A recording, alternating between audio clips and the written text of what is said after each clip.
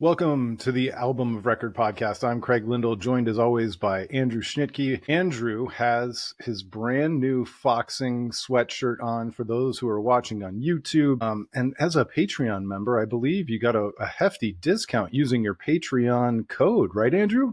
Sure did. I think it was either 15 or 20%. Like it wasn't a 5 or 10% discount. Like it was meaningful. It's legit. And I love this that like I to some degree like I sort of wish like even like Pearl Jam would do it, but like I love that so many small bands, if you follow them like on social media, when their tours are over, they'll post like, hey, we've got some leftover merch like that you can buy. And so for me, I wasn't able to see Foxing on this tour, but the moment I saw this sweatshirt and it's got Hell 99 on the back, which I talked about last week, my anthem of the year, my favorite song of the year, so I was like, I have to have that sweatshirt. And yeah, and so I got a nice little discount for it. I probably was going to buy it anyways, even at full price, but it was very kind of them. Yeah, and you can't wear that one while you're coaching basketball with the seventh graders with the lyrics to I Hell 90 cannot. We've got back. it's got some lyrics on the back, but so be it. That was part of my decision-making process, by the way, as a father of a ninth and sixth grader. I could get away with it, but I just didn't, it's an awesome sweatshirt though. Yeah. All right. That was a totally unpaid plug for the Foxing Patreon. Look, But man, you guys already know support, from last episode we're in the tank for Foxing, so we will support Foxing any way we can. So we will. All right, so we're gonna hit kind of a round robin of topics today. First up, our favorite topic, a recurring theme. Pearl Jam is doing a limited run of tour dates, at least so far, in early 2025 to mid 2025. They released their tickets to Pittsburgh. You and I both got shut out of the 10 Club, and I was sharing, I got into the fan presale as afterwards, and the only tickets that were available to me were Pearl Jam premium tickets. And I put a couple of nearly $1,000 per seat tickets in my cart just to see what the number looked like. And I did post about it on social media, which, you probably should never do. And I was just flooded by ignoramus people who were telling me that, no, that's a reseller ticket. Why are you trying to shame the band with a reseller ticket? And I was like, no, I assure you that this was a verified Ticketmaster ticket on the fan presale from Pearl Jam Premium. I did not buy the $2,000 two-ticket package. And I don't know, we'll see. Maybe I'll try and get some fan to fan tickets later on. Maybe I won't. And it will be what it will be. I am not feeling particularly motivated to go get tickets after getting shut out again. It is supremely frustrating that in 1 year they had 2 tours and I've applied for tickets for 4 shows and been shut out of all 4. It really gets annoying. And especially because you go on social media and you go onto the forum and you see all these people, oh man, I got tickets to all 4 shows I went to. I don't see what the problem is. It's just like, just try to understand from other people's perspective, man. Like this is problematic. Like it is ridiculous. And it almost seems like there's a bug in their system that they haven't caught yet, that you either get all of your shows or none of your shows. Like I feel like I hardly ever see somebody who's like, well, I got tickets to one, but not the other 2, or, whatever. It's like either, yeah, I got all 3 or I got shut out. And well, I did get one. I got 2 tickets to one show. Well, don't disprove my theory here, Craig. I'm being mad on a podcast. On the last tour. So I'm trying to make an irrational point here. Get out of here with but you do make a good point. The idea that with a fan club as big as the 10 Club, that some people would get 3 and 4 shows and other people would get shut out completely, it doesn't make any sense. It really, truly doesn't make any sense. It should be one. You should probably only be able to win once.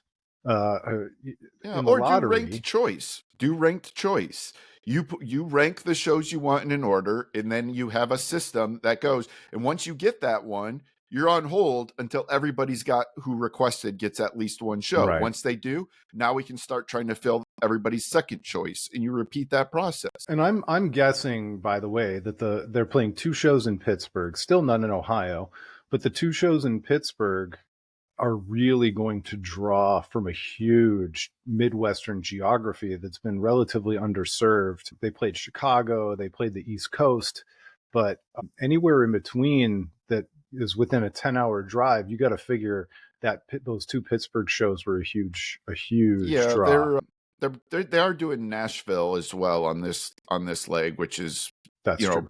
pretty approachable for the Midwest. But no, your point is spot on. And plus, like, I do recognize too, Pittsburgh is the closing city of this, so the closing dates tend to get a lot of attention. So I could see a lot of people. Did you see wanting. night 1 is the 25th anniversary of Binaural? I did not see that. No, so a reasonable chance you might get Binaural in its entirety. Who knows? But yeah, I don't know. Or was it the 20th? I can't remember. Whatever. It's a big album anniversary. I think it's Binaural.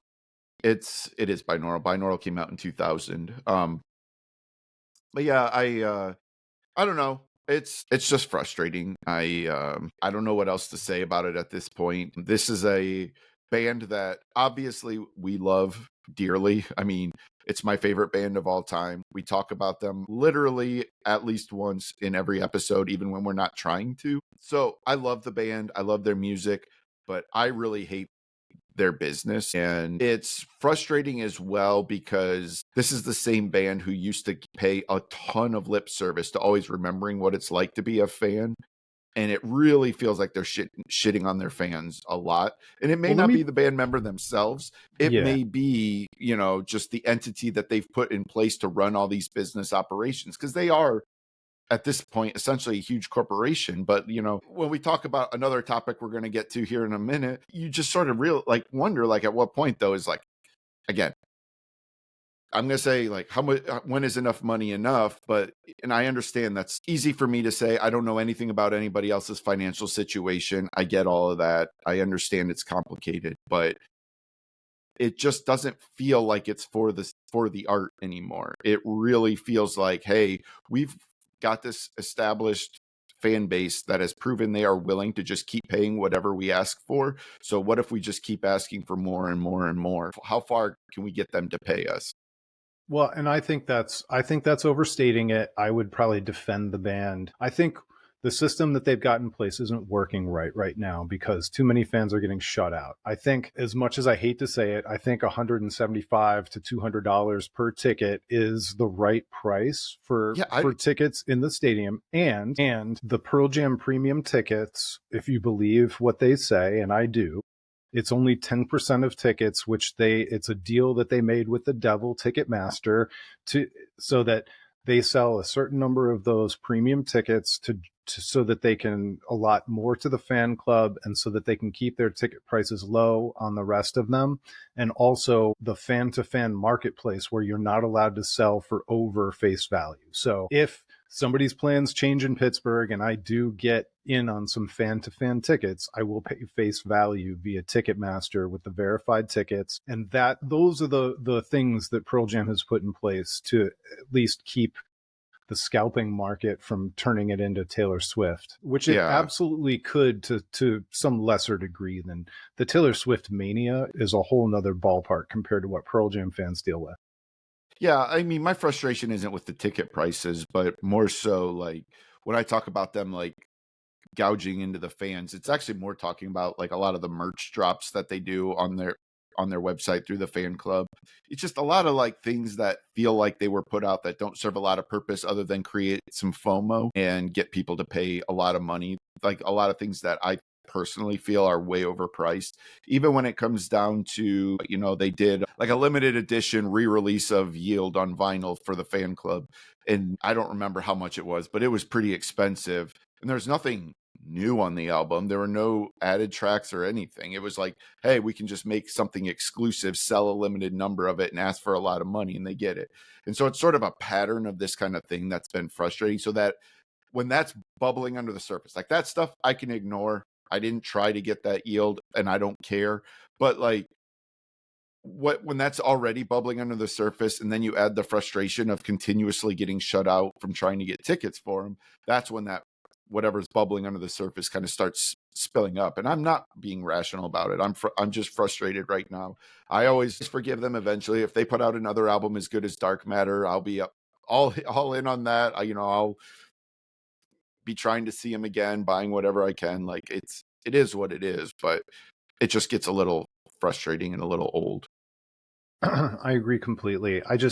I knew that if I didn't give that other angle, I've read enough of the message boards, I've seen enough of the even weak defenses that you and I know that the $1,000 tickets are just a very small fraction, a 10% fraction, in order to justify all the other things they do to protect fans. And at this stage of the game, if you're not willing to pay $175 to $200, you don't get to go. That's just the going rate.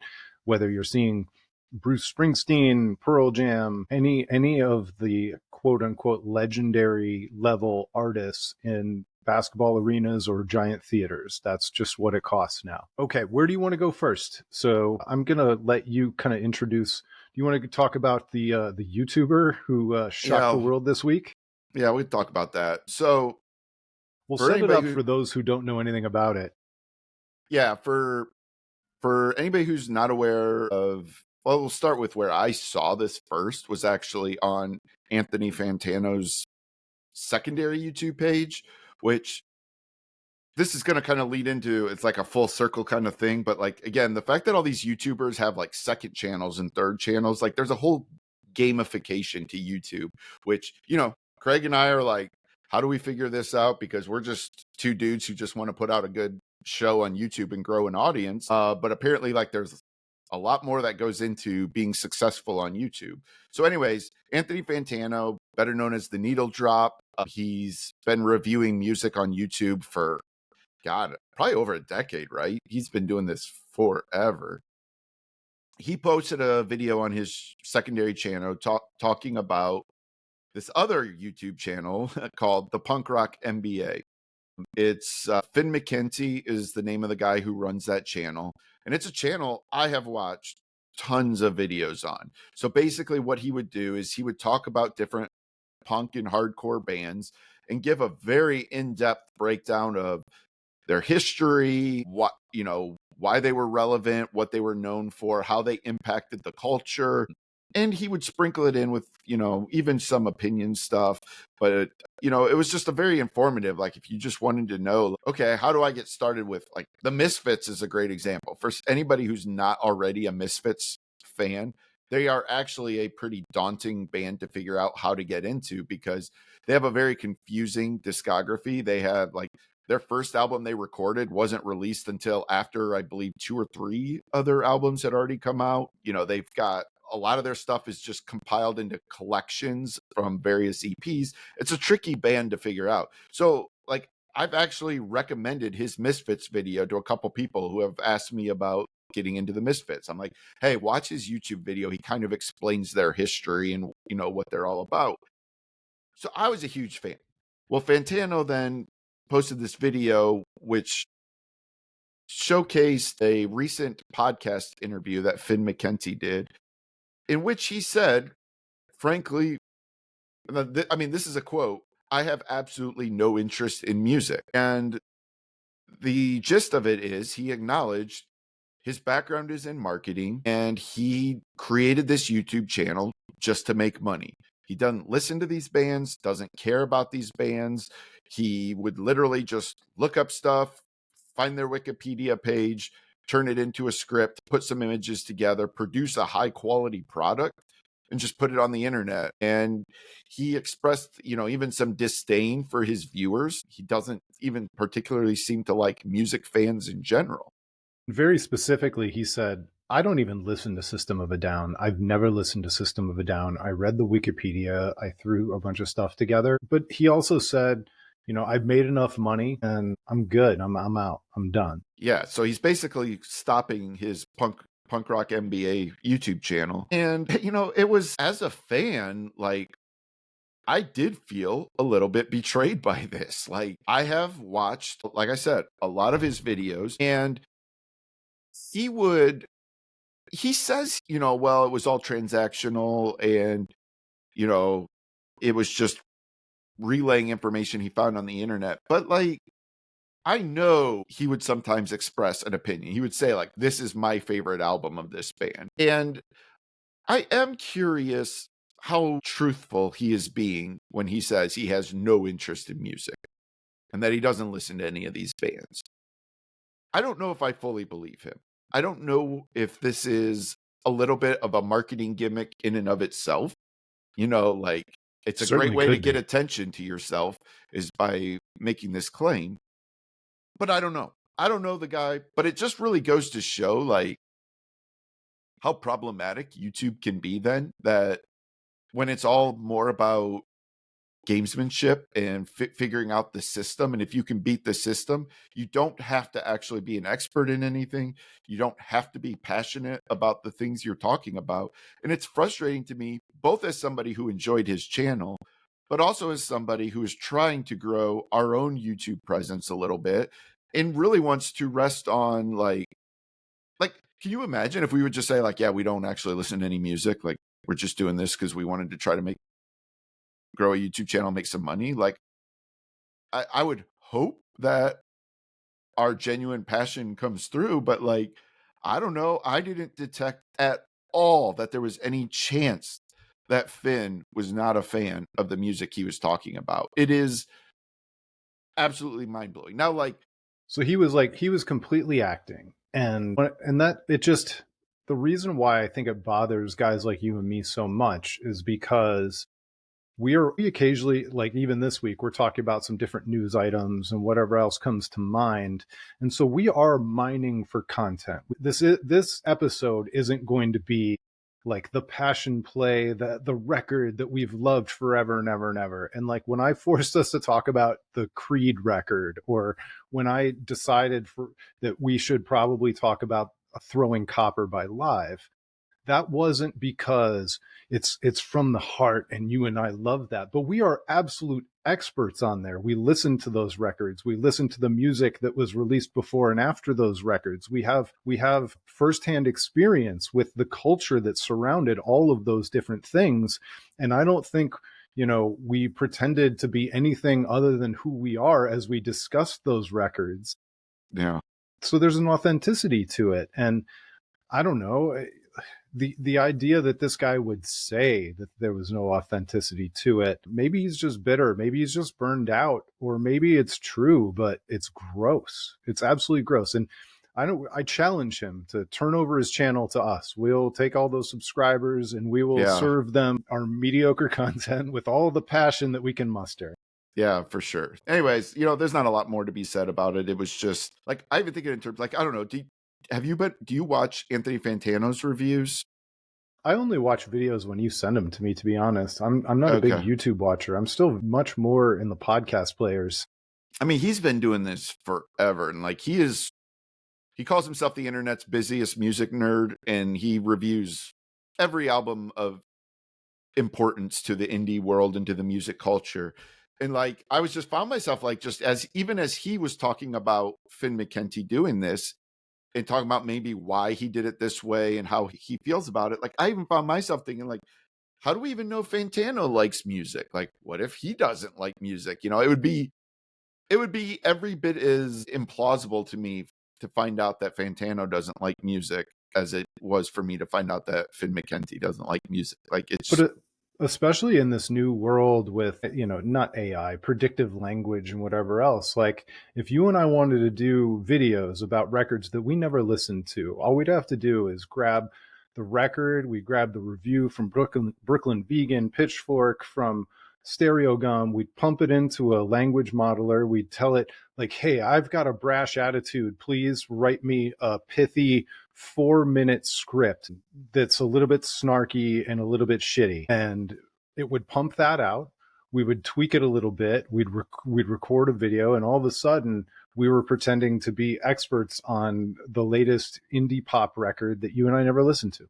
I cannot tell you how much that makes my skin crawl. Like, thinking about doing that for 10 years, like, I could do it once as a joke if I was making really good money, I could do it for maybe a year just for the money. But like at some point, like I would just I would just hate my life so much to spend like everything I was doing, put every resource, every ounce of my creative energy going into something that I do not have any interest in, and if anything, have disdain for.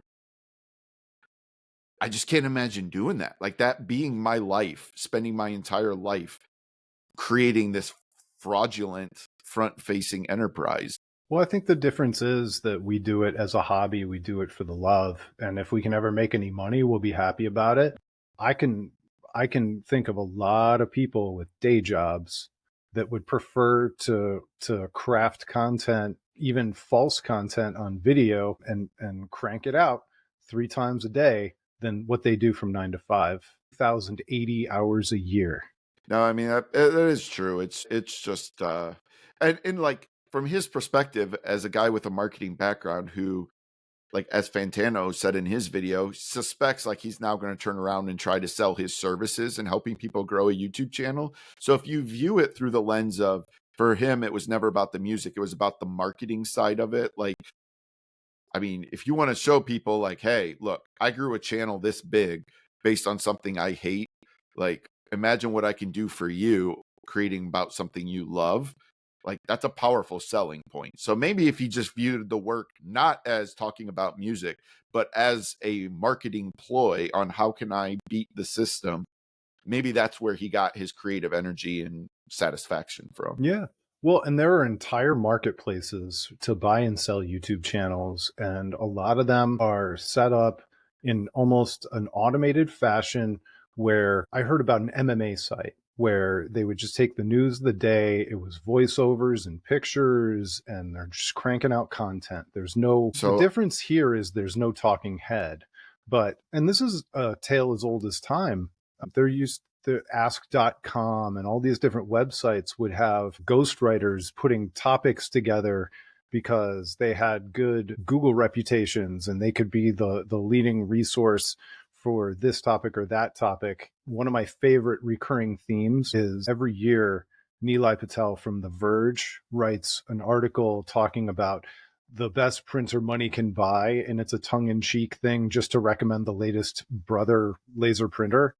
yeah, But because The Verge is The Verge, and they're making a joke out of it, they lead the Google reviews for the best printer money can buy in 2025, and it's kind of a yeah, running bit. But yeah, there are lots of people doing that same thing on YouTube with all sorts of different kinds of content because they can get attention, they can get clicks, and you and I have been playing with thumbnails and keywords yeah, and everything else to try and, because we love doing the show and we just want more people to hear it. yeah. It's funny as somebody who does consume a lot of YouTube content, my feed has just been bombarded over the last year with these videos. When you search for something, you'll get a video that looks like a legit knowledgeable thing, and it's all just clickbait. As soon as you click on it, the AI voice starts. It's all AI generated video, B-roll like stuff. And it's just like nothing of substance. It's just reading off of basically like a Wikipedia type thing. But because they're so clickbaity, they get fed up the algorithm. And I really hope at some point, I mean, maybe Google's under no incentive to do this, but it would just be really nice if they would say, hey, we need to turn the dials a little bit, crank down the algorithm, lean on quality a little bit more. But, maybe they're not incentivized to do that. I don't know. But I think they make enough money that they're constantly trying to identify and pay the best people. I think it's just when you've got an open platform with more video being uploaded every day than was probably created between the years of 1970 and 1980, it's yeah, like you just have a scale problem. But I think over the long run, you're always going to see the cream, the quality rise to the top. You talk about Fantano, he seems legit. We got Rick Beato. There's so many amazing voices, music criticism and commentator voices on YouTube. Drumeo is awesome. Drumeo is One of the unbelievable. best channels on YouTube. It's so good. I'm not even a big drums guy, but I love that channel. Yeah, when I grew up playing the drums, so I eat it all up. Yeah. Just eat it all up. All right, what's next on the topic list? We could talk about this Business Insider article that was brought to our attention. You want to set this one up? Yeah, so there were funds available through the pandemic relief program, different from the PPP, the Payroll protect or paycheck protection paycheck plan. paycheck protection program. There was something specifically designed for the music industry. It was mostly designed for these small clubs and music venues that and arts organizations that had to be closed during pandemic, during lockdowns, and while laws prohibited large gatherings and things of that nature. And so there was an application process. It was administered through the Small Business Association Administration, SBA, just like the PPP was, and they handed out millions and millions and millions of dollars very quickly. There were a lot of musicians who were able to get by because of this program, but this Business Insider article highlighted Chris Brown, Alice in Chains, and Lil Wayne, Lil Wayne, Marshmello. Marshmello, a couple of people who appear to have used the funds and used the program in somewhat of an egregious fashion, collecting millions and millions of dollars because it was comparable to what they used to make on tour, and then just using that to fund their lifestyles so that they could retain the lifestyle of multi millionaires while they were unable to tour. All kinds of things about luxury hotels, vacations, resorts, like all kinds of crazy things. But I think the thing that hit home for us was the section that talked about Jerry Cantrell and Alice in Chains. And I have it right here. I'll read just a couple paragraphs from this. On March 23rd, 2022, records show the Alice in Chains singer and guitarist Jerry Cantrell took in $1.4 million as an SVOG distribution. And that was the plan that Craig was talking about. The band's drummer, Sean Kinney, received the same amount, and the bassist, Mike Inez, booked half that sum, about $682,000. In all, 3.4 million of the 4.1 million dollars the grant allotted for payroll went to the three musicians at the top. Like other grant applicants, AIC Entertainment, the three band members' touring business, had to sell the government only that Had to the money tell the was government. Yep. or had to tell the government only that the money was, quote, necessary. But the month before they took their grant payments, the band members recorded about $48 million in income from selling the copyrights on their catalog. They made hundreds of thousands of dollars more from merchandise sales and other profit distributions in 2022. I don't know. And it goes on to talk about, they did pay some of their staff, but it's unclear how much really went to paying their staff. So hang on a second. Let's talk for a second about this. So how does a story like this get sourced? How does all this stuff come to light? Well, it appears that probably the bottom line, the connection between all these things is a music management company. And these music management companies have accountants and lawyers and managers on staff. And not to defend any of this, but how does this happen? Well, all of a sudden, a music management company says, hey, these funds are available, and this is a way for us to get money for our artists so that they can keep paying us our management fees and keep paying us to their accounting fees and their legal fees and everything else. And from the band's perspective, they're probably looking at it going, well, all right, it's federally available funds. This is what it's for. I should probably take it. And you never imagine the rest of it's going to come to light. And yeah, it certainly reads greedy and ugly now in hindsight. Yeah, I think you hit on a couple points there. First of all, again, similarly to what I was saying about Pearl Jam's business, we know that Alice in Chains took in, like we said, $4.1 million or whatever it was. And yes, on the surface, that's a staggering amount, but we don't know what they paid out of that, right? Like, we just know they brought that in, but we don't know what where that money actually went in Alice in Chains' sake. I think it does have some stuff about some of the other people and what Although they it were spending indicates on. that they only spent about 700,000 of that to pay staffers. Right, on payroll, yes. But again, we don't know what other expenses externally they have. There's a lot we don't know, and I don't want to be presumptuous about it. Second of all, I think we need to be careful here in understanding, like, on the surface, this does not inherently make these, bad people, any of these people in this article. We don't know how widespread this actually was, right? Like, we're reading this article specifically talks about these guys, but that's because of a management group connection. But we don't know what did Pearl Jam take? What did Death Heaven take? Right? What did any of these bands of all these different sizes and scale? We don't know what they all took in. So it's a little bit unfair for us to talk about it as though they were the only people when we don't know that to be the case. Although we did see that Pearl Jam Touring Inc. Got a PPP loan for Yeah. $635,000. I think the PPP loans are public record. 565,000 was payroll and 64,000 roughly was healthcare. And maybe those are your regular staffers on salary who are part of Pearl Jam Touring Inc. But the idea is that, when Tom Brady's TB12 organization took a PPP loan, yes, he's got staffers, but he's also a guy who's worth, $500 million potentially. Are these the people who should be taking the money and in order to keep their businesses afloat? I think that's what's frustrating to your quote unquote average person, the person who is an employee, not an employer.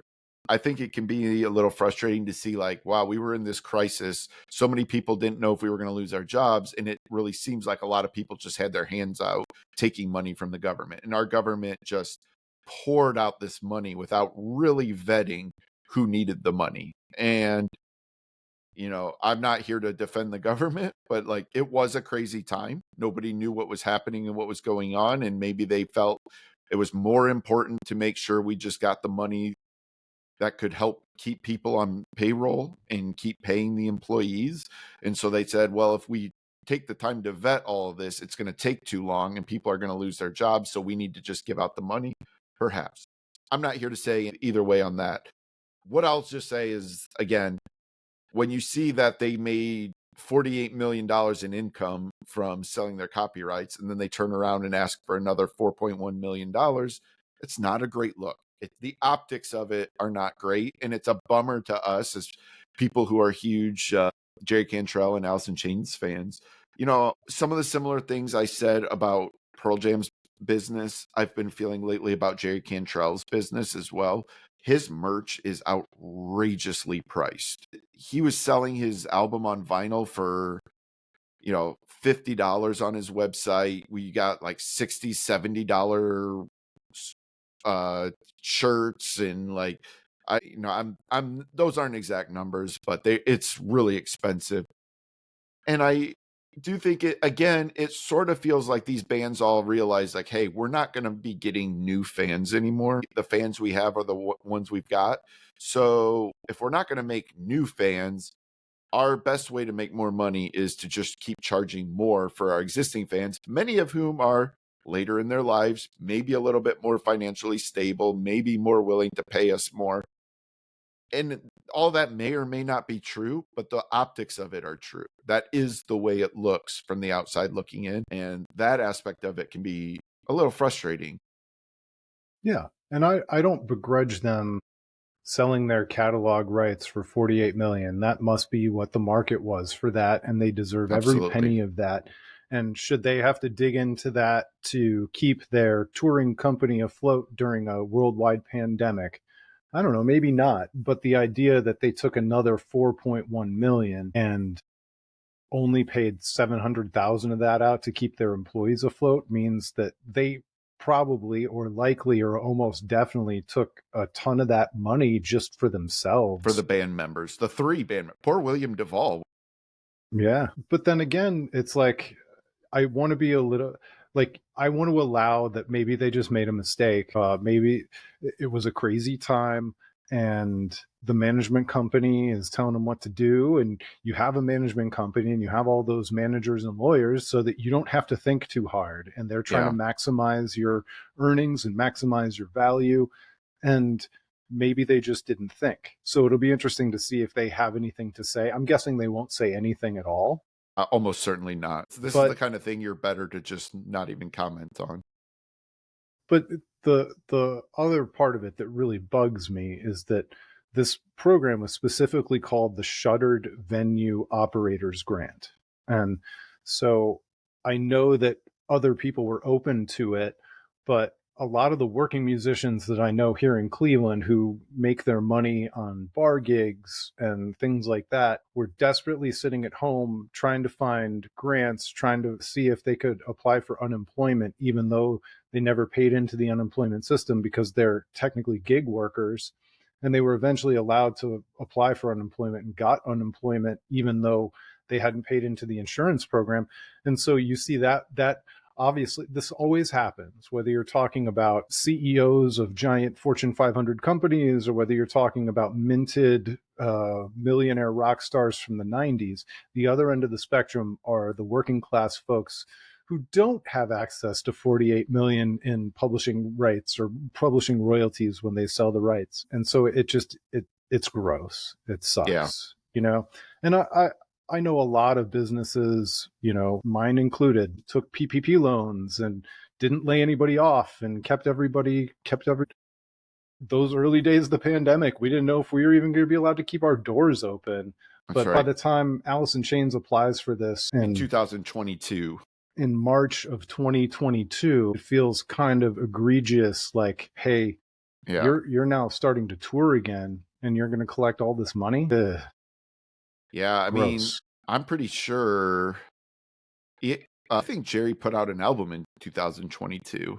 I think he can't think of the name of that album off the top of my head, but the one with the fly on it. I think that was 2022. But anyways, another funny side story out of this is, you know, we did our year-end music review last week, and Jerry Cantrell's album I Want Blood, we talked about it in an earlier episode. It wouldn't have made my top 10, not even close.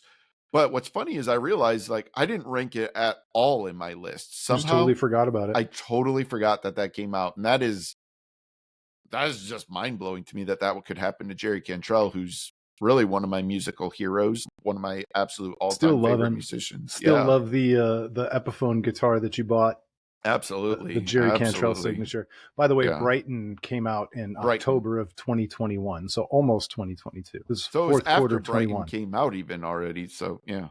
So I don't know. Yeah, it's just bad optics all around. It's sucks for Alice in Chains that they got swept up in all this. And I think you said something that is probably true, that almost certainly Jerry Cantrell was not sitting there researching, how can I get money from the government? It almost certainly was either an accountant or an attorney that they have on staff that basically probably said to them, hey, look, there's this government program. All these other bands are getting all this money. Do you want us to apply? You can get X amount of dollars. And they probably just said, yeah, sure, whatever, do it. Well, and that's the other thing that I want to point out. We didn't have this detail from Alice in Chains, but Lil Wayne, how much did he get? He got... I don't remember off the top of my head. I can't remember. But out of his allotment, his lawyers got almost $600,000. His accountants got almost $600,000. His commissions to his manager were $1.7 million. So it's not really hard to figure out where the incentive was for these management companies to go after these funds in order to make their money as well. And so I don't want to let the artists off the hook, because ultimately they're responsible for things that are done in their names. But it sounds like this management firm was super greedy and super busy looking out for themselves, because the Chris Brown version, the accountants got $556,000 and the lawyers got $500,000. Same accountants, same lawyers as what I'm talking about with Lil Wayne. So what's the common denominator, folks? It seems like it's this management company. And so I kind of hope that the federal government forms a commission and looks into this management firm just to see if all that money was necessary and if they should maybe go claw some of it back. Yeah. So, yeah, I don't know. I don't really have much else to say about this one either. Just kind of a, All it right. was just a bummer. It was just a bummer having this one come across my radar. I was like, man, come on. I just want to love Jerry Cantrell and Alice in Yeah. Chains. That's all I Yep. want to do. Exactly. And I Exactly. still do, by the way. Like, yeah, there are lots of other scandals where I'd be like, oh, I think I might be done with Jerry for a little bit. This isn't one of them. It's just a little bit gross. Yeah, there's definitely a lot of stories we've read about rock stars and things they've done in their personal lives that is far more off-putting to me and more of a deal breaker than this. So Yeah. Which honestly, I wasn't planning on talking about this, but we did kind of hear about a brand new playing a private show for that was friends one of and them that came family. to my mind as I was saying that. Apparently 2 new songs, couple of covers. Yeah. Is the time, have they been away long enough? Have they apologized enough that we could get Yeah. the return of brand new? Because that was a situation where Jesse Lacey was accused of grooming. I think a lot of it was involving video. God, if I Yeah. say There's video some conferencing, it sounds corporate, but like video chats with fans and maybe some underage fans. Yeah, it's a situation where the deed itself is alarming, but the number of it was also kind of like really like took it over the edge, and it has impacted pretty severely how I feel about brand new. You know, we talk a lot on this about separating the art from the artist, and I can still love those albums and they can still mean a lot to me, but I don't know that it's to a point that feel like I can say this super excites me, the prospect of them trying to work their way out, because we don't know the work that went into, I don't know, not make amends, but No, better that himself it is making and make amends. amends. And You and know, honestly, like I don't think it's up to me to know about the work either. I mean, it's it's like it's up to him and his wife and him and his kids and him and his bandmates, and then like to some degree we just have to trust. Like he apologized in the moment. He said that he'd been battling alcohol addiction and sex addiction for years and years. It's not up to me. It's other. If he was unrepentant, then I could say like I'll never listen to his music again. But with an apology and with not excusing it, but with some understanding of like that's who I was 15. By the way, these were old allegations, so that it's stuff that he had done 15 years prior in 2017. So it was like back to 2002. The idea that a guy in his 40s can't grow and change, I just don't want to live in that world, you know? I agree with all of that. I think what's hard for me though is that it was yes, he did put out an apology, did sort of try to explain it a little bit, but then it was like he just disappeared off the face of the planet. And was he spending this time improving and, coming out the other side a better person and one that is redeemable in the eyes of, whatever that means, whoever's job it is to redeem him? I don't know. Like, or did he just say, "Hey, let's just go away, be quiet for a while, wait for this storm to pass, and then we'll slowly, you know, dip our toes back in the water and see if the storm is past." And that's where I want to be mindful of. I don't want to just totally absolve without question, just as I don't want to accuse without question. I think I would like to know a little bit more about, where he's at in his life. And maybe that's, you can say, well, why does it matter? That's not my place. It's not, except for the fact that these allegations became public. And so I do sort of have a right as a fan to know, like, if I'm going to support them going forward, I would like to know that it's not the same Jesse Lacey, that he is past that behavior that he was doing before. So it's a tricky situation, like it always is.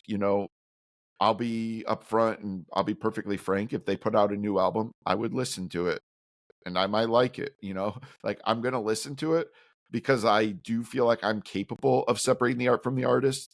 But where that line gets drawn would be the enthusiasm with which I talk about it, my desire to buy the record on vinyl, buy merchandise, go to a show. Those are the areas where I sort of like, if I'm going to be spending my money on something, I want to know that I'm not supporting bad behavior, if that makes sense. I understand. And I kind of feel like if, I don't know, almost like if he and the band put out more work, that they wouldn't do so if they hadn't I agree. done the work That, and hadn't healed or I do tried agree to with heal that. or whatever else. Because like they know that they're going to be asked questions. They know that it's going to come up again. And unless you've got some, Who's the band? Go ahead. Who's the band members all quit recently? The singer was charged with trying to hire a hitman to kill somebody at one point, and oh my gosh, shoot. But anyways, I would say As I Lay Dying. As I Lay Dying, I would say that's a good proof of what happens when the person has not changed. You know, all of a sudden, all the other band members quit and are like, yeah, I don't want any. Now you can question why they were still even like trying to get involved with the guy in the first place, but maybe they thought, hey, we'll give everybody deserves a second chance. But when all the band members quit, you kind of get an idea like, hey, maybe the work wasn't put in. So that's where I do agree with you. If Brand New puts out a new album, I would like to give the other band members the benefit of the doubt that probably implies that, you know, it's not the same Jesse Lacey that it was before. And it always feels weird to say, like, as if I know Jesse Lacey. I don't know Jesse Lacey. He doesn't know me anything. I wasn't involved. I always feel like you have to be a little bit careful with that kind of stuff too. Like just understanding your place. Like I said, I don't want my money to support bad behavior, but at the same time, I'm trying to be cognizant of what anybody owes me. And honestly, like most of these people don't owe me a damn thing. So yeah, I mean, and that's where I am with it. Like, dude apologized basically unequivocally and then stepped away since 2017. It's been 7 years. It'll be 8 in that's crazy. It 2025. doesn't seem that long, but yeah. I know, but like after 7 or 8 years, if he finds it in himself and he feels that he's ready with whatever he needed to do to make some more art, his art always dealt with his personal issues anyway. Yeah. So maybe the best thing for this dude is to make more art. I don't know. Yeah. So. But were there any other topics that you and I wanted to hit today? I don't think so. I think we kind of covered it. I feel like we left one thing on the table, but I can't remember what it was. So. I don't know. But I feel like this was a nice little wind down to the year. Yeah. I don't know if we're going to have another episode before Christmas. Certainly, probably not. No, so probably not. If that's the case, certainly wish everybody a Merry Christmas for those who celebrate Christmas. Happy holidays for those who do not. Everybody gets a Happy New Year, man. Everybody gets a Happy New Year. That's right. That's right. Whether 2024 was really good to you or one of the hardest years ever, we get to all turn that page and try and make 2025 something different for us. We're just going to try and keep doing this at the level that we're doing it. I won't say the high level. I think it's a high level, but that's up to you guys to decide. We appreciate all the people who have listened and watched and shared with their friends this year. We've seen just unbelievable growth from I was going to say the fan base, but the viewership, the listenership. And we love doing it. And we love that there are at least a couple thousand of you that enjoy listening to it and watching what we're doing on a weekly basis. So, yeah, if this is the last one for 2024, thanks. And we'll see you in 2025. Yeah. So, all right. It's been the Album of Record podcast.